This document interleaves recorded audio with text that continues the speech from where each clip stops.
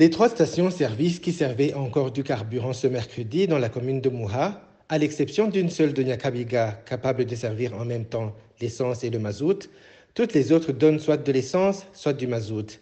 Les plus sèches de ces stations restent celles qui étaient approvisionnées par Interpétrol, la société qui, jusqu'à récemment, bénéficiait du monopole d'importation et de commercialisation du carburant. Dans toutes les communes de la mairie de Bujumbura, les stations Mogas distribuent du mazout depuis le début de cette semaine. Ces stations ont également reçu ce mercredi une quantité importante de 10 000 litres pour une station de la zone Nyakabiga, ce qui permettra le prolongement des jours de distribution de ce produit. Les propriétaires des stations qui étaient servies par Interpétrol, qui se sont confiés à nos confrères de la RTNB, ont indiqué qu'ils sont en train de négocier avec la Régie des eaux pour changer de fournisseur. C'est le cas par exemple des responsables de la station dénommée MPS, qui vient de passer plus d'un mois sans aucune goutte dans ses stocks. Devant ces stations qui servent encore, on y trouve des files indiennes de véhicules qui attendent leur tour, comme c'est le cas devant la station Oilex de Nyakabiga. Dans la commune de Muha, la situation est pareille. Toutes les stations partenaires d'Interpétrol n'ont pas de carburant et pour certaines, cela fait plus d'un mois. Au nord de la capitale économique, seules 5 stations ont du carburant sur un total de 24 stations-service. Ces 5 ne servent pas en même temps le mazout et l'essence. Selon les responsables de ces stations, certains d'entre eux s'abstiennent de s'approvisionner à Gitega parce que le transport est très cher. Turarangura kuri Regideso, mugabo lo marge bénéficiaire tumenyereye nta n'umwe yoyikuramo kubera igitoro tukigura igitega tukaca turiha transport kuja igitega.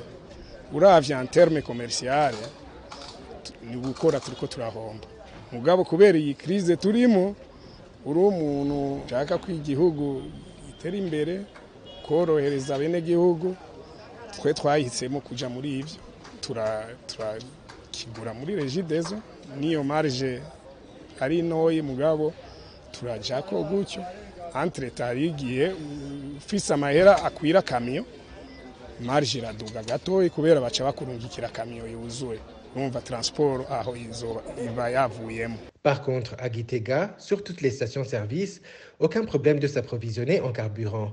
On ne trouve même pas beaucoup de véhicules devant ces stations et chacun est même servi selon sa demande, comme en temps normal. Mais l'origine du carburant de la Régie des eaux laisse jusqu'ici des zones d'ombre pour plus d'un.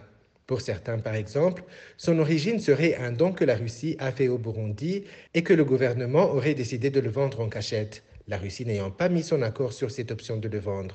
Cette hypothèse se fonde sur le manque criant des devises qui ne permet pas aux importateurs de s'approvisionner à l'étranger.